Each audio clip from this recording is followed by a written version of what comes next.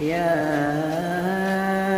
أيها الذين آمنوا إذا قيل لكم تفسحوا في المجالس فافسحوا يفسح الله لكم وإذا قيل انشزوا فانشزوا يرفع الله الذين آمنوا منكم والذين أوتوا العلم درجات والله بما تعملون خبير.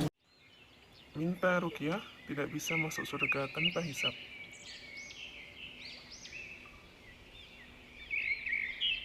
Kenapa ya? Salah satu ciri seorang muslim yang masuk surga tanpa hisab dan tanpa azab adalah tidak minta diruqyah.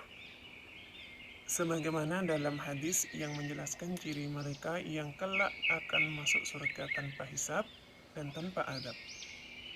Rasulullah SAW bersabda, yang artinya mereka itu tidak melakukan tiarah atau beranggapan sial, tidak meminta untuk diruqyah, dan tidak menggunakan kai atau pengobatan dengan bisi panas, dan hanya kepada Rabb mereka lah mereka bertawakal.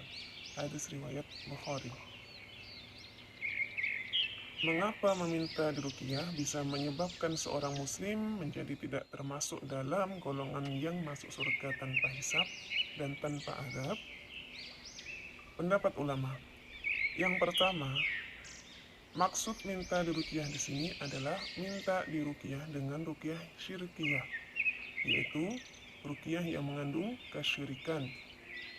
Pendapat yang kedua, meminta diruqyah di sini dengan ruqyah yang syar'iyah akan berpotensi mengurangi tawakal seseorang dan ia akan bergantung kepada peruqyah.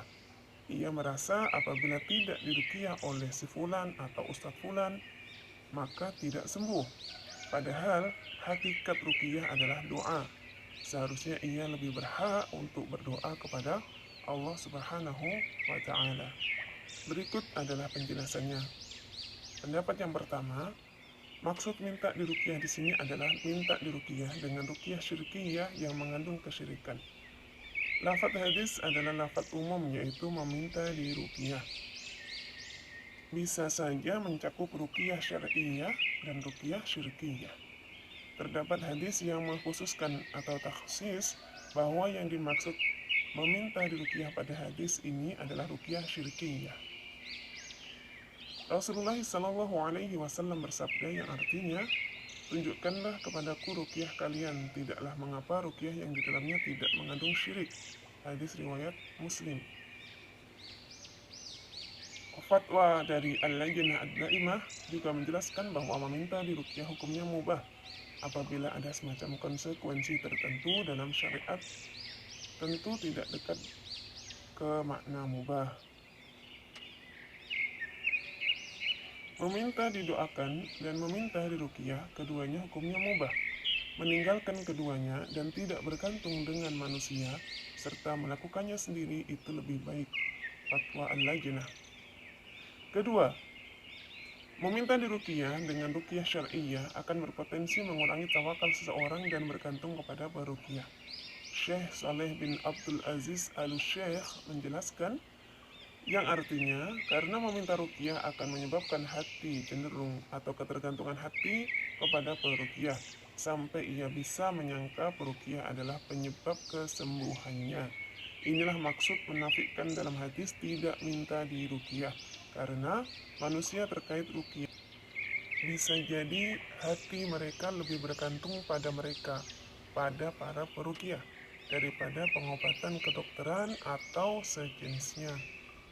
Ibnu Taimiyah juga menjelaskan bahwa pujian atau riwayat pada hadis tersebut karena orang tersebut tidak terlalu mengandalkan orang lain dalam berdoa, tetapi ia sendiri berdoa kepada Allah dan meminta.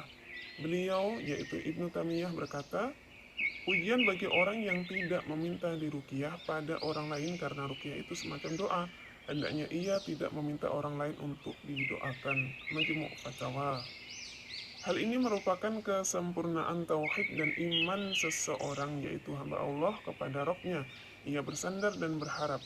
Ibnu Qayyim menjelaskan, Mereka yang masuk surga tanpa hisab dan azab karena kesempurnaan tauhid mereka. Mereka tidak meminta diruqyah, yaitu meminta kepada orang lain untuk meruqyah mereka, atau lebih baik ia sendiri langsung meminta kepada Allah. Terdapat dalam Zadul Ma'ad.